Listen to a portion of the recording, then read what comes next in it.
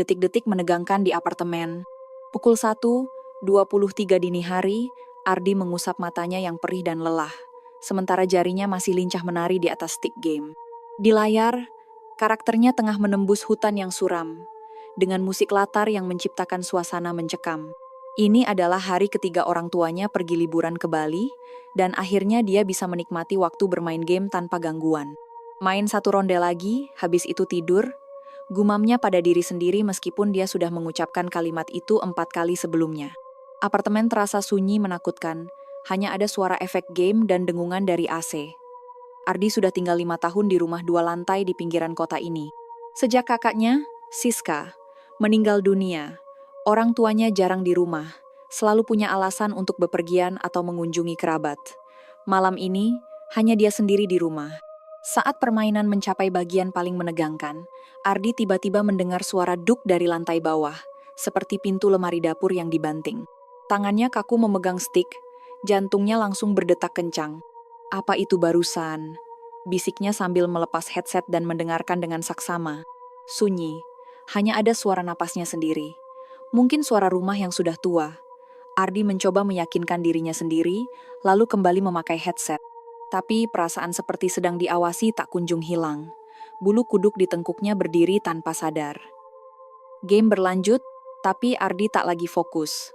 Telinganya peka menangkap setiap suara di luar kamar. 10 menit kemudian, suara lain membuatnya menghentikan game. Sepenuhnya kali ini suara TV yang menyala, terdengar jelas dari ruang tamu di bawah. Tidak mungkin, tangan Ardi mulai gemetar. Dia yakin betul sudah memeriksa semua alat elektronik sebelum tidur. Dan seharusnya, dia satu-satunya yang ada di rumah. Dengan hati-hati dia menjeda game, berjalan perlahan ke arah pintu kamar, dan menempelkan telinganya. Suara dari TV masih terdengar iklan belanja tengah malam yang berisik dan berlebihan. Ardi menarik napas dalam-dalam, lalu membuka pintu dengan cepat. Koridor gelap gulita, hanya sedikit cahaya remang dari tangga. Suara TV memang berasal dari lantai bawah. Ardi menelan ludah, lalu menyalakan senter di ponselnya dan mulai menuruni tangga perlahan. Setiap langkah di anak tangga kayu menimbulkan derit kecil. Ardi berusaha melangkah setenang mungkin. Saat tiba di tikungan tangga, suara TV mendadak berhenti. Rumah kembali tenggelam dalam kesunyian. Ada orang? Suara Ardi bergetar di kegelapan. Tak ada jawaban. Dia terus melangkah ke bawah, mengarahkan senter ke ruang tamu. Layar TV gelap, remote-nya masih rapi di atas meja, persis seperti terakhir kali ia menaruhnya. Ardi memeriksa bagian belakang TV dingin, seperti tidak pernah digunakan. Aku pasti terlalu lelah. Dia mengusap pelipis, lalu memutuskan ke dapur untuk mengambil air. Dapur tampak normal, semua pintu lemari tertutup rapat. Ardi membuka kulkas, cahaya dingin menerpa wajah pucatnya. Saat dia mengambil sebotol air mineral, suara yang membuat darahnya membeku terdengar. Ardi, itu suara Siska. Jelas, akrab, terdengar dari lantai 2. Siska sudah meninggal 2 tahun lalu. Kecelakaan mobil. Ardi sendiri menyaksikan peti matinya diturunkan ke liang kubur. Botol terlepas dari tangannya, jatuh ke lantai dengan suara keras. Airnya memercik ke pergelangan kakinya dingin menggigit. Ardi berdiri kaku, tak bisa bergerak, hanya suara detak jantungnya yang bergema di telinganya. Ardi datang ke kamar kakak, suara itu terdengar lagi. Lembut seperti lagu Nina Bobo. Kamar Siska terletak di ujung koridor lantai 2. Orang tua mereka tidak pernah mengubahnya, bahkan sudah seperti zona terlarang. Ardi sudah setengah tahun tidak berani masuk. Logikanya menyuruhnya menelepon orang tua, atau bahkan polisi. Tapi ada dorongan aneh yang membimbing langkahnya ke arah tangga. Sinar senter di tangannya bergetar, menampilkan bayangan tubuhnya yang terdistorsi di dinding. Koridor lantai 2 lebih dingin. Napas Ardi terlihat jelas dalam cahaya. Dia berjalan perlahan menuju kamar kakaknya. Setiap langkah memicu derit lantai, seolah memperingatkannya agar mundur. Pintu kamar Siska tertutup, gagangnya berdebu tipis. Ardi berdiri di depan pintu, tangannya terangkat ragu, ingin mengetuk pikiran absurd yang hampir membuatnya tertawa. "Kak, Siska?" Panggilnya pelan, nyaris tak terdengar. Tak ada balasan. Tapi dari bawah pintu tampak cahaya berkelap-kelip seperti nyala lilin. Ardi memberanikan diri, menggenggam gagang pintu dinginnya menusuk, membuatnya nyaris menarik kembali tangannya. Dia memutar gagang itu dan mendorong pintu. Ruangan gelap gulita. Tak ada lilin, tak ada orang. Hanya cahaya bulan yang menembus tirai, membentuk garis pucat di atas ranjang. Sinar senter menyapu setiap sudut ruangan meja belajar, lemari pakaian, meja rias semua tertutup kain putih, seperti terakhir kali dia datang. Aku pasti hanya berhalusinasi. Ardi menghela napas panjang dan hendak menutup pintu, ketika matanya menangkap sesuatu di bawah ranjang seperti ujung sebuah benda. Dia jongkok, mengarahkan senter ke bawah ranjang. Sebuah kotak besi kecil, berkarat, seolah disembunyikan tergesa-gesa. Ardi yakin benar benda itu belum ada saat terakhir kali ia membersihkan ruangan ini. Dia berlutut dan meraih kotak itu.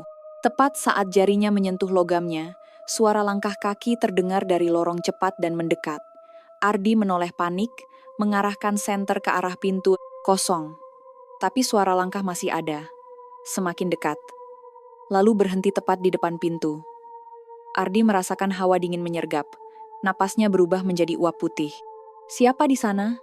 tanyanya dengan suara gemetar, cahaya senternya bergetar di ambang pintu yang kosong. Tak ada jawaban, tapi Ardi tahu ada sesuatu di sana menatapnya. Ketakutan mengalahkan rasa penasaran. Dia menggenggam kotak besi itu dan lari keluar ruangan. Saat berlari di lorong, hembusan dingin menyapu wajahnya. Di telinganya terdengar suara Siska lagi. "Tolong aku." Ardi terhuyung-huyung kembali ke kamar, menutup dan mengunci pintu rapat. Dia meringkuk di atas ranjang, memeluk kotak karat itu erat-erat. Ponselnya menunjukkan pukul 3:17. Masih 3 hari lagi orang tuanya pulang. Di luar, bulan darah menggantung tinggi di langit, memantulkan cahaya aneh pada permukaan kotak besi itu. Awan menutupi bulan. Ruangan hanya diterangi cahaya dingin dari layar ponsel. Ardi duduk di atas ranjang, tangannya gemetar memegang kotak berkarat itu. Permukaan kotaknya penuh goresan aneh, seolah dicakar-cakar oleh sesuatu yang tajam. "Tolong aku." Suara Siska terus terngiang di telinganya. Ardi menelan ludah. Kukunya menyusup ke celah kotak. Terdengar gesekan logam yang menyakitkan telinga. Tutup kotak perlahan terbuka. Bau apek bercampur karat langsung menyergap hidungnya. Di dalamnya, sebuah buku harian berwarna merah muda, dengan gambar kelinci pudar di sampulnya hadiah ulang tahun ke-16 dari Ardi untuk Siska. Di bawahnya, ada secari kertas terlipat dan botol kaca kecil berisi cairan merah gelap yang sudah mengering. Ardi membuka lipatan kertas itu terlebih dahulu. Tulisan tangan Siska yang dikenalnya langsung terlihat, meski coretannya kacau, seperti ditulis saat ketakutan luar biasa. "Dia datang. Lili bukan seperti yang kupikir. Dia sudah ada di sini sejak aku mulai menulis diari. Ardi, kalau kamu temukan ini, larilah. Jangan percaya bayangan di dalam cermin." Kalimatnya terpotong. Huruf terakhir tergores oleh garis merah panjang. Ardi menyentuhnya. Warnanya kecoklatan di bawah cahaya ponsel. Itu darah. Perutnya mual. Dia membuka buku harian itu. Halaman pertama bertanggal 5 tahun lalu, saat Siska baru masuk SMA. 1 September, cerah. "Hari ini aku kenal teman baru bernama Lili." Dia duduk di belakang dekat jendela, mengenakan gaun merah. Kulitnya putih seperti kertas. Tak ada yang memperhatikannya. Bahkan guru tidak menyebut namanya saat absen. Saat istirahat aku mencoba bicara padanya, dia hanya tersenyum. Tapi aku tahu dia menyukaiku. Ardi membalik halaman cepat. Tulisan Siska makin lama makin kacau. Isi buku makin mengerikan. 15 Oktober, mendung. Hari ini Lili ikut pulang ke rumah. Aku bisa melihatnya lewat pantulan cermin dia berdiri di belakangku. Tapi saat ku toleh, dia tidak ada. Dia bilang ingin jadi sahabat terbaikku. Selamanya. 3 November, hujan. Lili tidak suka aku punya teman lain. Tadi siang Meli datang ke rumah. Gelasku tiba-tiba jatuh dari tangannya, air panas tumpah ke pahanya. Aku bersumpah melihat Lili tersenyum di pojok tembok. Meli tidak pernah datang lagi setelah itu. Ardi berkeringat dingin. Buku harian itu makin aneh. Tulisannya tak teratur. Beberapa halaman sobek. 24 Desember, salju. Lili makin rakus. Makan malam kemarin, daging sapi buatan mama terlihat menggeliat di piring. Lili bilang itu hadiah spesial. Tengah malam aku muntah di kamar mandi. Lili jongkok di sampingku, mencelupkan jarinya ke muntahanku dan menjilatnya. Ya Tuhan, mimpi buruk apa ini? Beberapa halaman berikutnya penuh goresan dan bekas air mata. Ardi akhirnya tiba di halaman terakhir, 14 Februari, tidak tahu hari. Lili tak lagi bersembunyi. Dia ada di mana-mana, di cermin, di bayangan jendela, bahkan di pantulan mataku. Dia bilang, mau bersamaku selamanya. Papa dan Mama tak bisa melihatnya, mereka pikir aku stres. Tapi Lili nyata, dia tunjukkan sesuatu tentang keluarga kita. Apa yang kakek lakukan dulu? Kenapa kamar nenek selalu terkunci? Lili tahu semua rahasia. Catatan terakhir ditulis sehari sebelum kecelakaan Siska. 17 Februari, takut. Lili menunjukkan wajah aslinya. Itu bukan wajah manusia. Dia tidak lagi menginginkan persahabatan.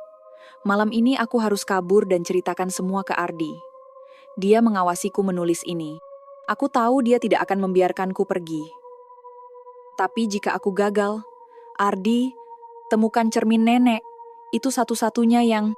Kalimat terakhir tercabik oleh 5 garis tajam, bukan tinta, bukan pisau, tapi seperti cakaran 5 jari. Tok, tok, tok. 3 ketukan keras membuat Ardi nyaris menjerit. Dia menoleh ke arah pintu kamarnya, tidak ada bayangan di bawahnya. Tapi udara mendadak membeku.